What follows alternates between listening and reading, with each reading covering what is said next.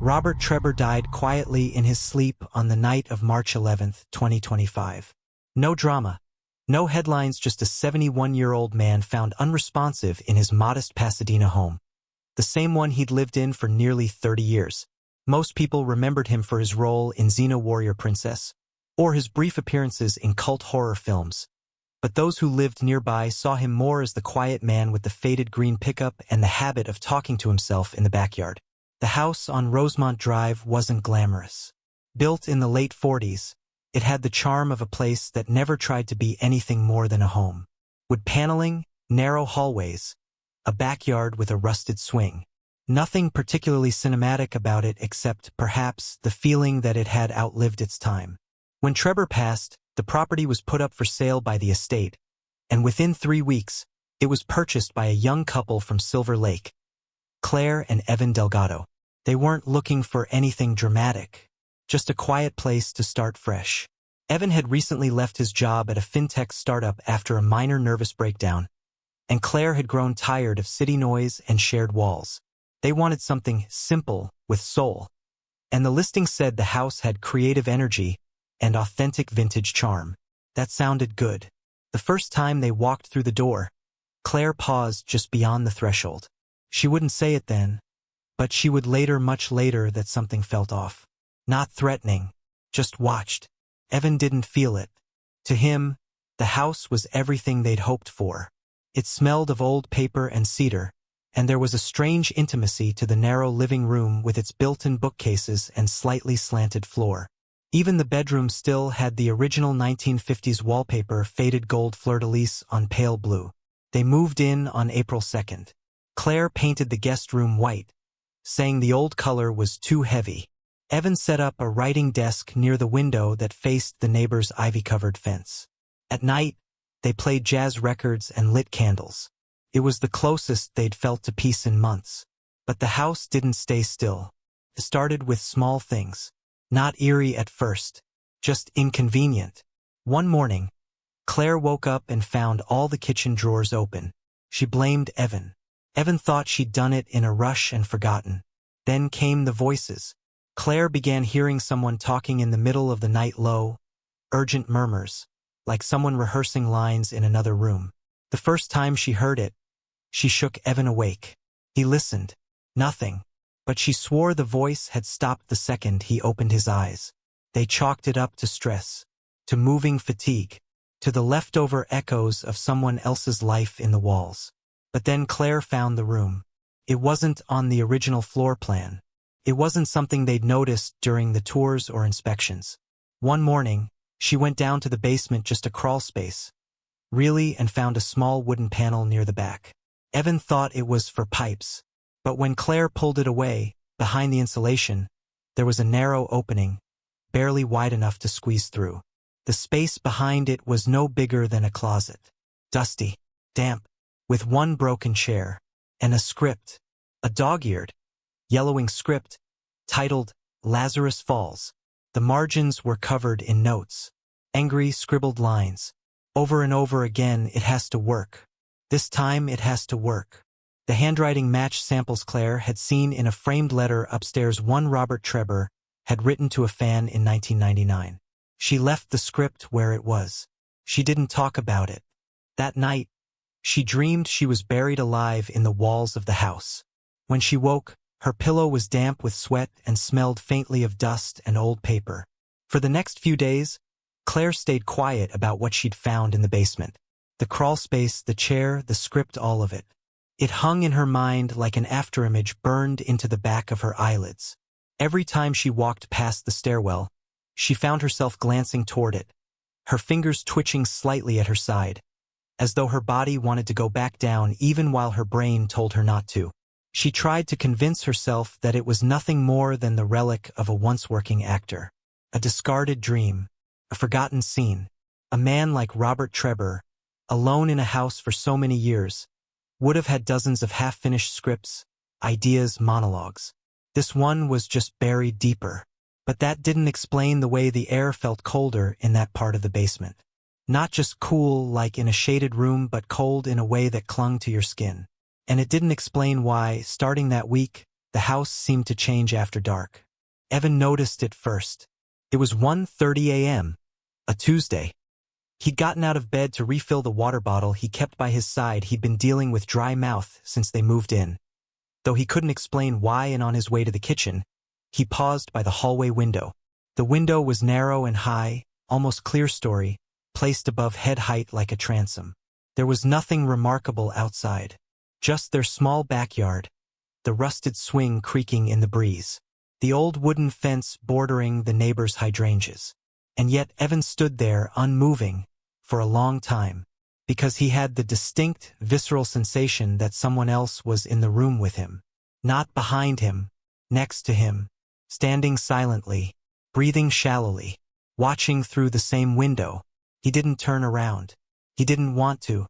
Instead, he reached for the faucet with one hand, eyes still fixed on the glass, and filled the bottle slowly, listening to the water rush against plastic, waiting, expecting to see something shift in the reflection.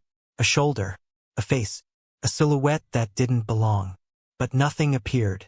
Nothing moved. And after 2 minutes, the feeling passed. He didn't tell Claire. He chalked it up to his nerves, to too much coffee earlier in the day. He went back to bed and stared at the ceiling until dawn. 3 nights later, Claire started hearing the footsteps. They came from inside the walls. Not the kind you could mistake for house settling or raccoons or a distant neighbor's TV. These were precise, measured. 5 or 6 steps in a row, pausing, then a faint shuffle, like the person had turned around, and 5 or 6 steps again, going the other way. Always between midnight and 3 a.m., always starting from the wall behind the living room bookshelf and moving toward the hallway that led to the bedroom. She stayed in bed and listened. It went on for 6 nights.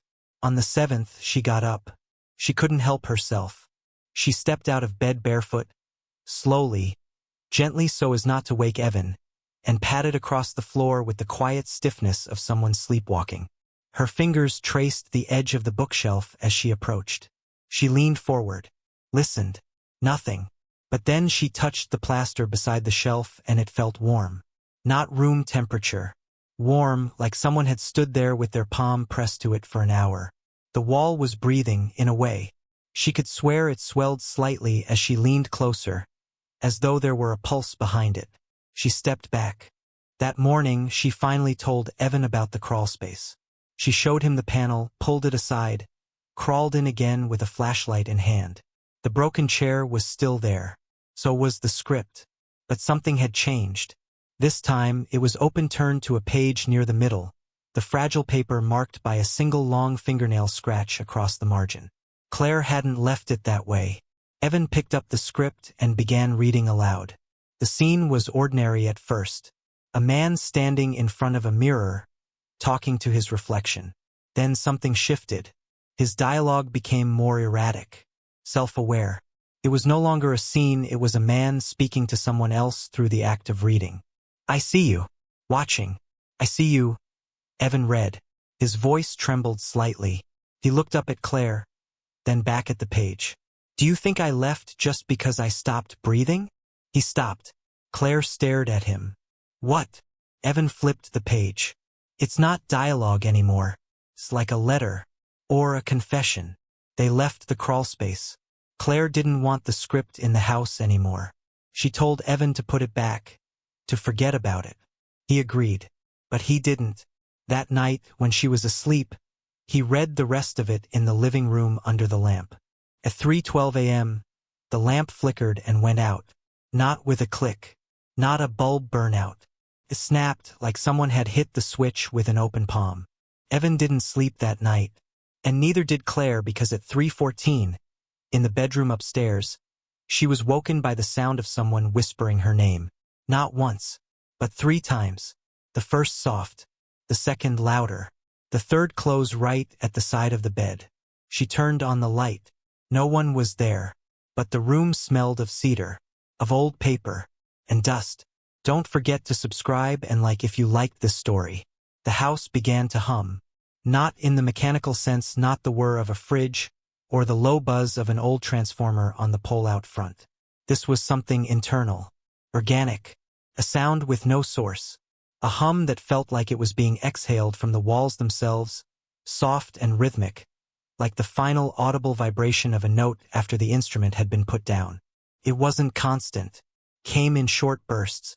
5 seconds. A pause. Then 10. Silence again. Evan noticed it while shaving. Claire heard it during her morning meditation, though she'd stopped doing that by the second week of May. By then, neither of them was sleeping properly. The lamp in the living room had gone out 3 nights in a row at precisely 3:12 a.m., and each time it happened, something would shift in the room's air. A change in pressure, as if something massive had just stepped in or out of the house. Evan had taken to sleeping on the couch with the script on the floor beside him. Claire hated that. She said the script was the reason the house was becoming strange. She said it belonged to the past, and they were inviting something that didn't want to be forgotten. But Evan couldn't stop reading it. Not all at once. Just in small sections. A scene here, a few lines there. The narrative didn't make sense anymore. It wasn't linear. Characters would appear and vanish between pages. One man had no name, but kept reciting the same line. I am not what I was. You shouldn't look at me like that. Another character was described only in stage direction. The actor has changed. He does not realize it. The pages themselves had begun to curl. Not from humidity but from handling. The edges were yellow and soft like flower petals in a forgotten book. There was one scene in particular that Evan kept returning to. A monologue performed in front of a mirror, written without punctuation, just a single breathless paragraph that repeated the phrase, "This is the take that matters," 7 times.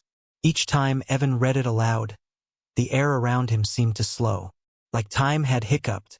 One night, Claire walked into the living room to find Evan standing, not reading, but reciting the monologue in the dark. He didn't know she was there. His eyes were closed, his voice low and rhythmic. His right hand moved slowly in front of him, fingers spread apart like he was feeling for a curtain that wasn't there. When she touched his shoulder, he flinched so violently he dropped to the floor. He looked up at her, disoriented, blinking hard. "I thought," he started, then stopped. He never told her what he thought. Just stood up, went upstairs, and took a long, hot shower. That night, he placed the script back in the crawlspace. Claire watched him do it. She needed to see it go. But the next morning, it was on the kitchen table. Not laid flat, open, to a scene neither of them remembered seeing before.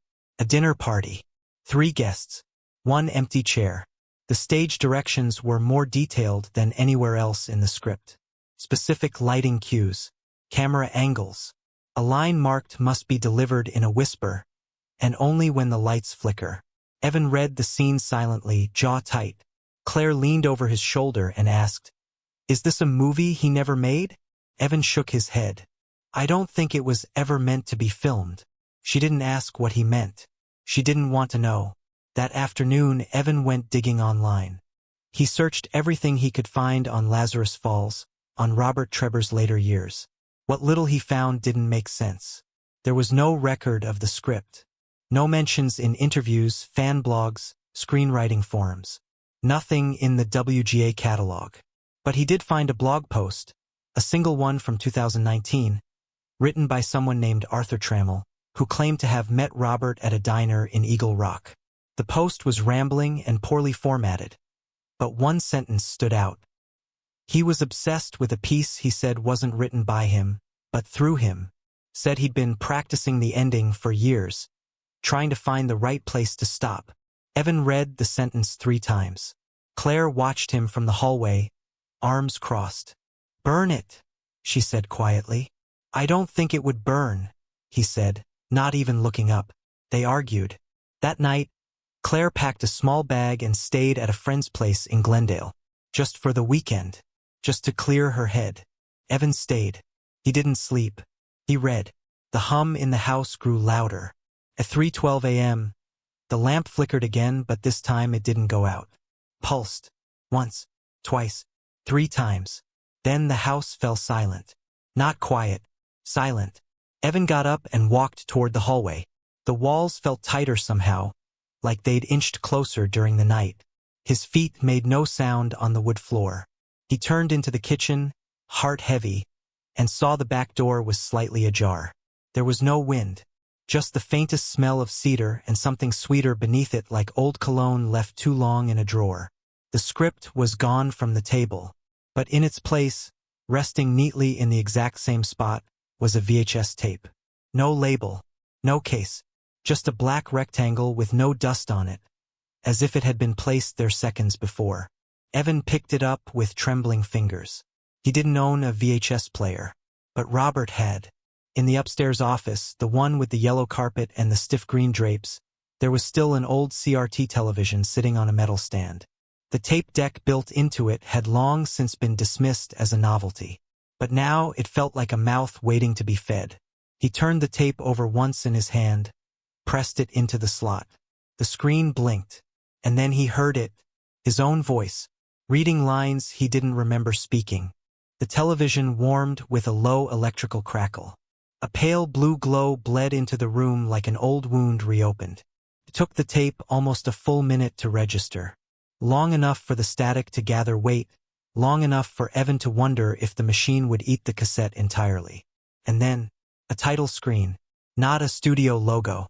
Just white block letters on black, slightly off-center. Lazarus Falls. Take 7. No opening credits. No music. The tape began in the middle of a scene. The camera sat motionless, focused on a man sitting at a table in a dim room. Not a set, a room. Claustrophobic, yellow-tinged light. The man's face was turned slightly away from the camera, but Evan recognized the posture, the slope of the neck, the faint twitch in the jaw. It was himself. He wasn't watching someone playing him. He was watching himself, sitting in this house, in this kitchen, wearing the same clothes he was wearing now. He reached for the remote with slow fingers and rewound the tape. Just a little watched again. Same gesture, same tick, same look on his face as when he was reading the script the first night Claire had begged him to put it down. He fast-forwarded. The tape crackled. The image jumped. At timestamp 12 minutes and 44 seconds, the camera angle changed slightly. Now it was placed lower, almost floor level, angled upward toward the man at the table. Evan's image sat stiff and still, eyes staring past the lens. He didn't move. For a full 2 minutes, he sat in complete silence except for one thing. His lips moved, just slightly, like he was repeating a line over and over again. Not whispering it to anyone in particular. Whispering it backward, like an echo trying to return to the mouth. Evan felt his throat tighten. He paused the tape and listened to the house. The hum had returned, faint but steady, and this time it was behind him. Not in the walls but in the floorboards. Beneath the television. He looked down. A small draft curled up from the seam between the carpet and the baseboard. He put the tape on again. Timestamp 24 minutes and 11 seconds. The camera panned for the first time. It shifted slowly, unsteadily, like someone had picked it up with unsure hands. The image jolted sideways, and the frame caught the mirror over the living room sideboard. For a split second, he saw it. Behind the man on tape, behind himself, stood a shape. Unmoving. No features. No clothes. Just there. Watching him watch nothing. Presence with weight but no name. Evan paused the tape again. He did not remember recording anything like this. Because he hadn't. He hadn't even owned a VHS camera in over a decade. And yet there he was, captured in grainy footage, reciting something wordless, being watched by something he couldn't name. He left the office and went downstairs. The crawlspace panel was open again. He stood at the threshold and stared inside. The air had gone cold. Not in a way that crept in through the walls, but cold like a buried metal box. Cold like something sealed. The chair was gone. In its place sat the script, now bound differently. No longer loosely stapled, but spiral-bound, like it had been professionally printed. A new title page. Lazarus Falls. Final shooting script. Actor, Evan Locke. He did not touch it. Not yet. Instead, he called Claire. She didn't answer. He stood there, phone against his ear, listening to the long ring-tone dissolve into silence. Then the voicemail. Then the silence again. Then a voice. Not through the phone. From inside the crawlspace. Take your mark. Soft, confident. Not a whisper, not a threat, just a direction. Given the way a film crew calls it out before a scene begins. He backed away, chest tight, hand trembling. And that's when he noticed the lights. Not flickering, shifting. The recessed lights in the living room weren't dimming or surging. They were changing tone, slowly becoming warmer. More yellow, cinematic.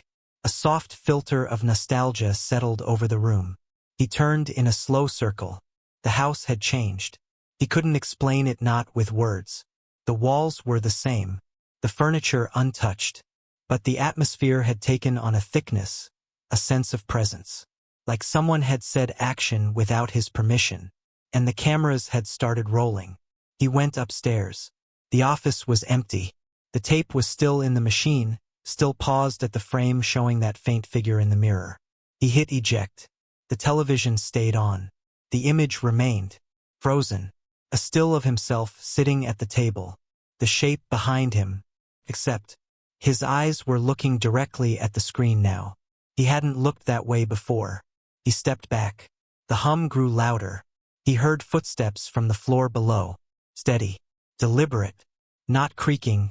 Not pacing, just crossing the living room with certainty. As if someone had rehearsed this route 1,000 times. He stepped into the hallway and heard the voice again. Quiet on set. He turned. The hallway was darker than it had ever been. The door to the master bedroom stood slightly open. A figure passed across it, just a blur. But tall. Too tall to be Claire. Too still to be moving naturally. A flicker like a skipped frame in an old reel. Then silence. Evan walked toward the door. He had no script in hand, but the lines came anyway. Not as memories, not as thoughts, just instincts. Muscle memory from a play he had never performed. The words weren't his, but they fit in his mouth. He whispered them. I'm ready for the last take. He opened the door. The room was dark. The bed was neatly made, untouched. The light bulb flickered once. And from the far corner where the antique vanity stood, he saw it. Not a reflection. Not himself. But Robert Trebor, or what was left of him. Sitting in the old makeup chair, script in hand, eyes sunken but fixed. A red pencil in one hand, gently tapping the margin of a page. He looked up at Evan and smiled. Line? He asked, as though they'd both been waiting for this moment. And Evan, without knowing why, stepped forward, ready to deliver it. The camera wasn't seen, but it was there. The house was always filming. And the scene was still going. Still going. Still going. Cut never came. Don't forget to subscribe and like if you liked this story.